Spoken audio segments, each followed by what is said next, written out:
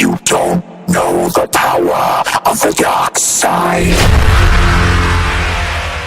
Greetings, everyone. Wolf back with another edition of Bedrock Minecraft. Alright, now we're on to the inside of the Smithy build. So, what we're going to do in this episode is we're going to get the furnace array set up. Or at least one of them, anyway. But before we do that, we need to get the collection area up top finished off so that the saplings and everything else that drops is collected and we don't have to worry about it. Let's go do that right now. Alright, let's get this collection area built up here. Okay. So now we have these two water streams coming up here. And of course, the way I have the lighting here, kind of like, well, how do you get this in here? One of the things we're going to do is we're going to put a chest, double chest, on this side of the lantern in the middle. Then over here, same thing between the two. Okay, and then off of both of these, you're going to put a hopper and a hopper in just like so. Then we're going to build up around it. Here's the water chute. I'm going to put blocks here. Here, build up the water chute again. Alright. And we're going to build up one more layer. I almost put that on top of there. Alright. In fact, actually, no. We're going to... I'll show you the layer. And let's do... That's going to come down. That's going to come down. And we're going to build this up here to hide that. And... Right, because I'm going to want... I'm going to put upside down staircase... upside down. Right side staircases here. I'm going to put a block here. Right? Yes. Then we're going to bend the staircases around and build a wall slash roof here, which, okay, that is missing, that one is missing, so that block has to come back in there. Good, right, perfect. And then what we're going to do is we have to temporarily block this up and this here because we need to get the water to... Oops. Put it there, not into the stair, because we need the water so it flows over to the hopper.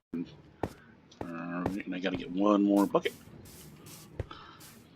And what will happen is once we remove that block that's blocking the bubble elevator, it will rise up into the flowing water. Now, that's also a difference between the Bedrock and Java edition. In Java edition, each one has to be in an actual water source. Okay, here to go for right now. But in Bedrock here, it can actually just be a water source at the top, and it'll flow down, and the bubbles will take over. So watch what happens. We'll take that out, and see the bubbles come up and go into the flowing water. Take that out. Okay, see? And then we're going to top this with that. Yeah, I have a black sheep up here, formed up here. Okay? And now we have free access to our chests. And this will now collect. This chest will be for the saplings. This chest will be for whatever else comes in. The leaves, sticks, and if I drop anything. So... Alright, that's the collection area done. Alright, now that we got the top all completed, we're back down underneath here. And before I get building, if I get my tongue to work, the furnace array, once again, I'm going to point out that I have added an additional 8 hoppers onto this hopper collection. And the reason behind that is, with the new updates, leaves now drop sticks. And I didn't take into calculation the stick count when this was originally designed. So that takes up a slot in the minecart hopper. It picks everything up. So, while the original system will still function and stuff like that, what I'm worried about is more of items despawning and stuff like that. And then with the 32 setup, because there's 16 hoppers up there, it still will function and everything does come out. I just like that little extra buffer of satisfaction that I know nothing's going to despawn up there. Everything will be collectible. So what I did is, once again, I put another additional set of 4 hoppers up there. So now I have 1, 2, 3, 4, 5, 6 rows of 4 hoppers along those rails. And that pretty much pulls enough items out that nothing can just, there's not enough time up top for anything to spawn and we lose it. All right, and this system here, okay, only holds 6 stacks of locks. The trees up top, at most, will create 6 stacks of locks. 1 or 2. Once it's in the system, though, if there's like an extra couple beyond that 6, they'll get turned into charcoal before the system even worries about it. So, and keep in mind that if you check this one, there will always be 1 log that stays in this hopper because the system locks out and that very last item doesn't go in. So if you see that in there, don't worry about it. It's supposed to be there. It's fine. All right. Okay. Let's actually get onto the build here. So we have to kind of know about where we're putting this thing. To do that, we need to put up a temporary wall location to identify where this furnace array begins. So we're going to start here at this last pillar section that we did. By the way, here's that door I was telling about. If you notice, it's actually not on this side. Remember, I told you it was going to be on that block? Okay. Alright, so we're going to start right here. So first thing we're going to do is going to throw down a staircase just like so. I'm going to put down my wall and torch for lighting around this area. Next to that, we're actually going to chisel out that piece there. There's a reason why, you'll see later on. And then we're going to use the polished andesite, go up 3. And then we're going to go with brick stair there, upside brick stair there, and then another row of 3 polished andesites just like so. And next to that, we're going to go polished andesite stair in the same positions such as that. Alright, and then we're going to want a junk block to go here because I'm going to take glowstone. You could also use the jack-o'-lanterns, which I've used a lot before, but now that I have the ability to get my glowstone and everything like that, I'm going to actually start working with my glowstone. And we're going to use the old-fashioned trapdoor, cover it up. Lighting still functions, not a problem. This is now where the furnace array begins. And this is going to be a furnace array of 10 furnaces along the wall. So we have to count over 1, 2, 3, 4, 5. And here is the middle of the furnace array. Alright, so we need to punch out this section right here. Like so. Okay.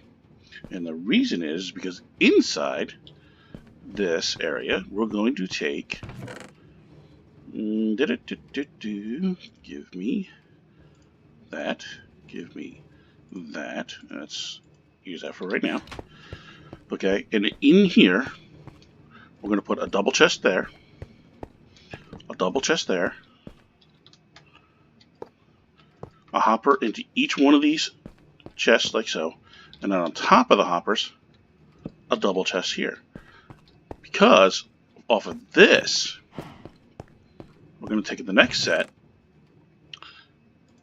and this is, like I said, this is the reason why this is going to take up a lot of iron. If you see all of these hoppers, that was a lot of iron. We're going to start working on our collection from the furnaces. So there's 1, 2, 3, 4, 5.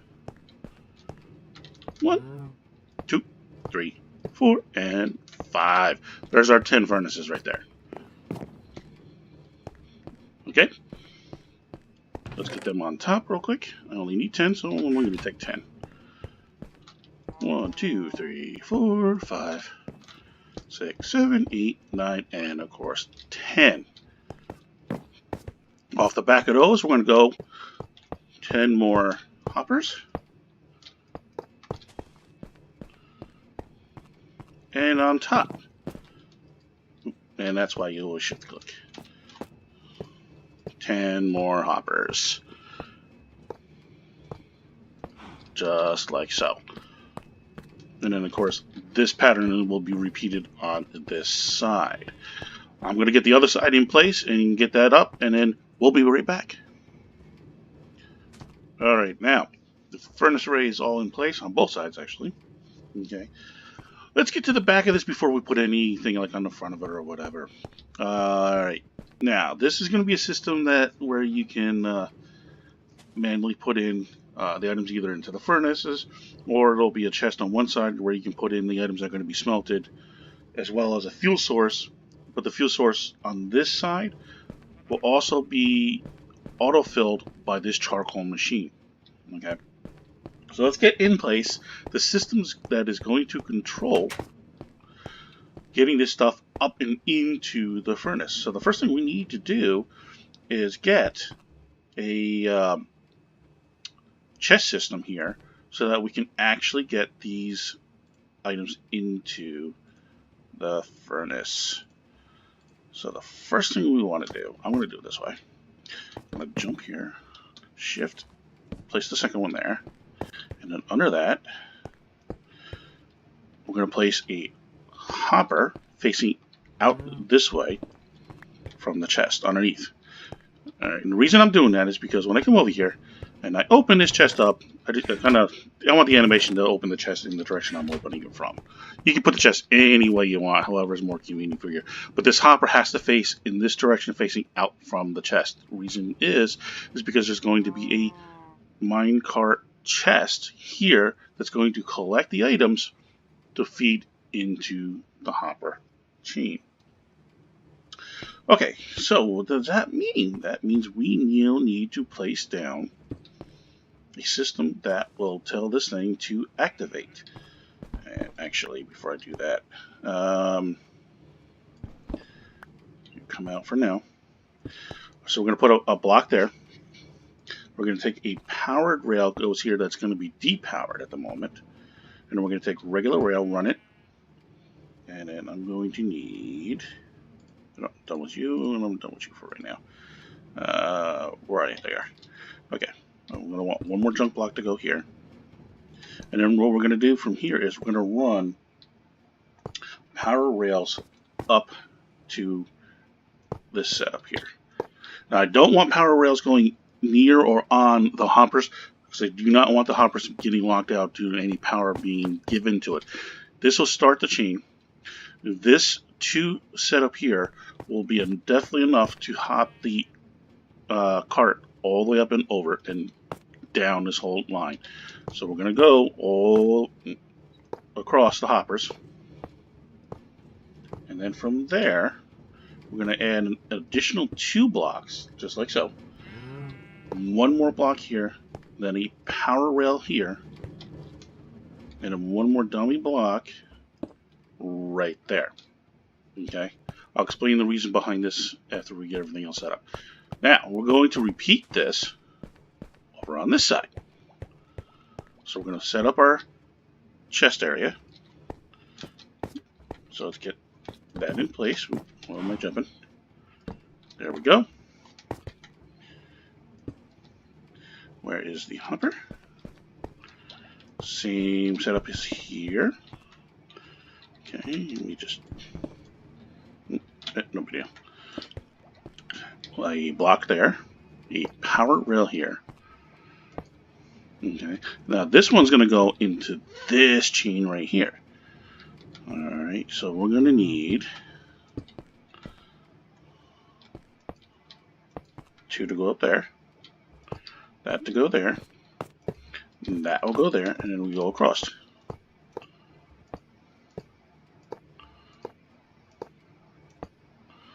And just like before, we're going to come 2 over, regular rail, powered rail, 1 more block like so. And then what we're going to do is we're going to take, I'm going to use levers here. I'm going to take a lever, okay, and I'm going to place it on this block here. And that's going to power both these 2 rails here and this single rail right here. I'm going to come over here, and I believe I have to actually use a secondary one, right? Nope. Oh, okay, yeah, it does the same thing here.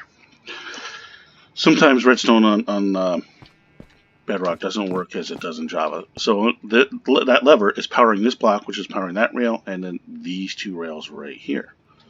Alright. So let me go get the other side put into place, and we'll go over the minecart stuff. And here we are underneath, guys. Now, if you remember, we poked out a couple holes in the floor. Here's where we're going to use those holes. Alright, now you don't have to build this platform. I did this so I can do the recording for it. So what we're going to do is, the first hole we pulled is right here. Alright, we're going to take out that block right there. And then what we're going to do from there is, on that block is going to be a lever. So we need to let the system know that we want to power something underneath here, because we have to power both of those rails that we have above there. Alright, and sorry, use this. So what we're going to do is we're going to put a piece of redstone dust right underneath this block, which is going to be powered by a lever. Then we're going to bring down that power to here. Okay, and then that's going to split. It's going to go here by one block into a block here, which is going to cover that second hole that we made. And what it's going to power is, let's get up here for a second. Take that block out for a second. Take that one out for a second too. It is going to be, where is it? No, I don't need you. Okay. This redstone torch, which is going to power that white block right there. Remember, the powered rail is connected to this block, which will start the minecart. So we're going to bring this chain to here, which when the switch is turned on or off will either power or depower this redstone torch. Okay, so let's get, you can't put a block here because you don't want to cut off that line. So we're going to put a block back here and a block back here. And then what we're going to do is we're going to go over to here by the chest. And what I haven't ready. What I'm going to do is I'm going to put a piece of glowstone dust underneath these two chests, because that'll help with the lighting underneath. And this is just in case you happen to look down underneath the chest, you'll see this stonework. And under that, we're going to continue this line all the way over to the second hole,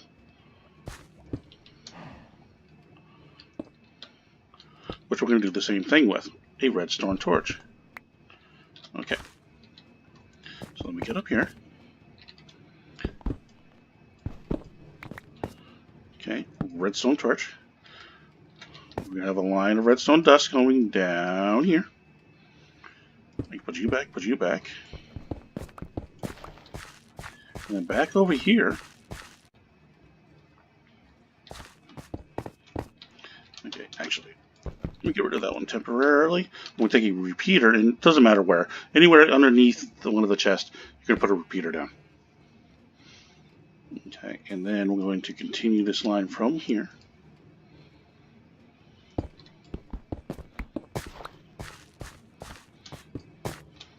Come on, jump up the block. And continue the line from the repeater. Now what that does is, once that lever is switched, it will depower or power both of those redstone torches to get the minecart to move. Okay, let's get up top. We'll show that real quick. And we're back on top here.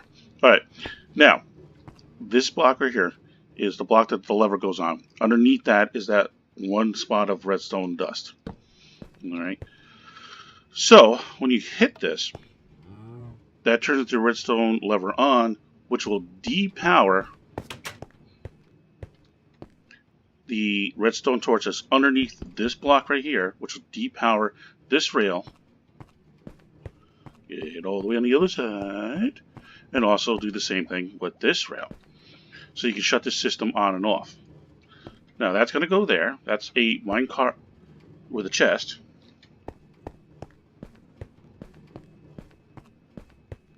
And we're going to do the same thing here. And then when you turn the system on, Watch what happens. Okay. So, by powering this system here, this block will turn on and it'll send the carts going back and forth on both sides. Let that go up and get up here. So now what happens is the systems will go all the way over their respective area. And when it gets to the end, it'll hit this solid block, which has a powered rail, and it'll send the cart back in the opposite direction.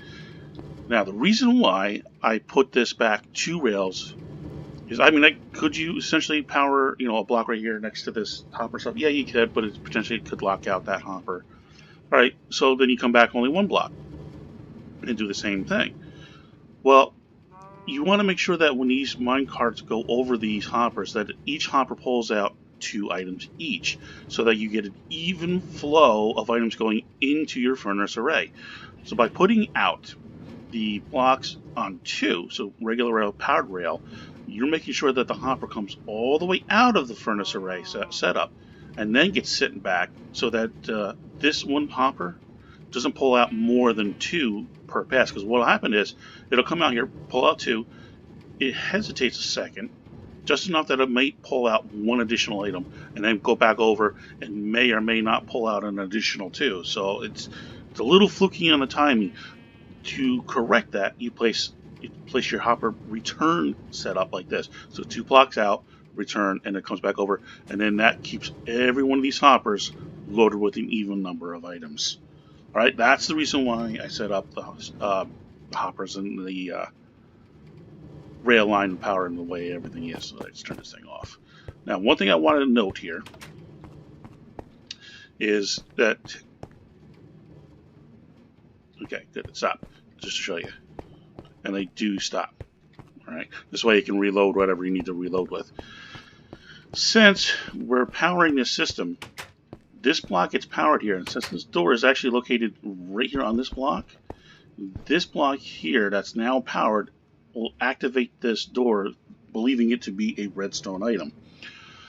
So to open and close, you can either leave it here and just deal with it, or just simply move it over. And let's put it, so since I want to put it here, I got to be behind it. Okay. The only thing about that is there'll be a little bit of a door lip right here. All right. But it's really how you want. If you want to have a straight line down and deal with the door opening and closing, go ahead, put it over where I originally had it. If not, then if you don't want to deal with that, just move it over here. You'll just have to deal with just a little bit of lip section here, which, I mean, unless you're really looking at it, you can't really tell. All right, guys. All right, let's get to making this look nice. I got to copy everything over on the other side, and then we will finish off this room. All right, let's finish this section off here.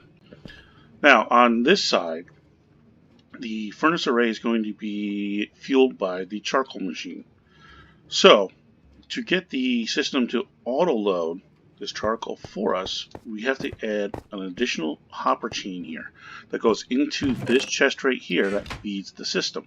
So what we do is we're going to hopper chain a series of hoppers that'll pull out charcoal from this system right here. I'm not going to put this last hopper into place. I'm going to set it right here on the floor for right now, but it would get chained into this hopper right here, and what will happen is the charcoal that's in this item hopper will be pulled out, and it'll actually be pulled out first before it goes into the furnace, and will feed this hopper chain here into this box and into this chest.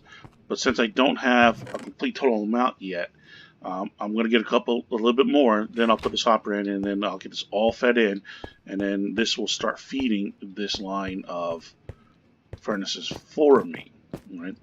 The other side will be powered by a kelp farm that I'll be building a little bit later in the episodes. Alright, so let's get this thing looking a little pretty. So what we want to do from here is we're going to come back over here. We're going to put down a couple of the brick stairs. Then we want the smoothed andesite stairs next to it. And of course, we're going to repeat again. Kind of keeping some kind of symmetry here. And then we're going to switch out these blocks here. This blocks here. And just brought you here with the polished andesite block like so. So that it creates a ring around the chest like so and matches up with these stairs here. Alright, and then in the middle here on these furnaces, we're going to put 2 of the polished there, and then the rest are all going to be brick, just like so. Just like so. Alright, and then in the corner here, we're going to knock out this block here, and then we're going to knock out this block, this block, this block, that block, and even this block. Because what I want to do, I'm going to take a workbench, put it here. I'm going to take the stone brick stair. I'm going to put it against the crafting table like so. I'm going to turn it. Alright. And then I'm going to turn this again, like so.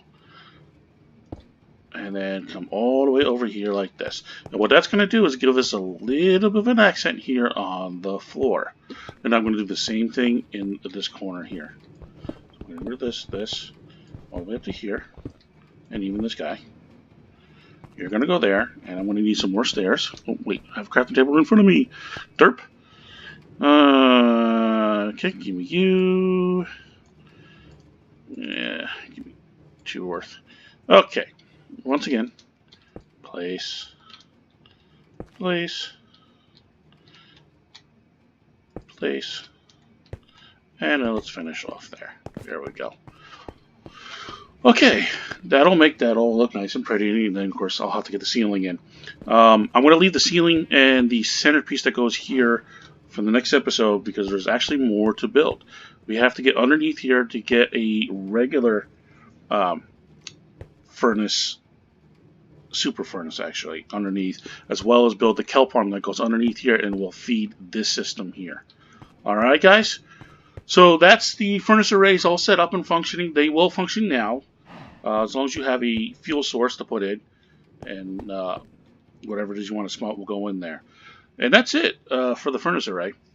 So we'll catch you in the next episode, and thank you for watching, thank you for supporting. Y'all take care now. Bye.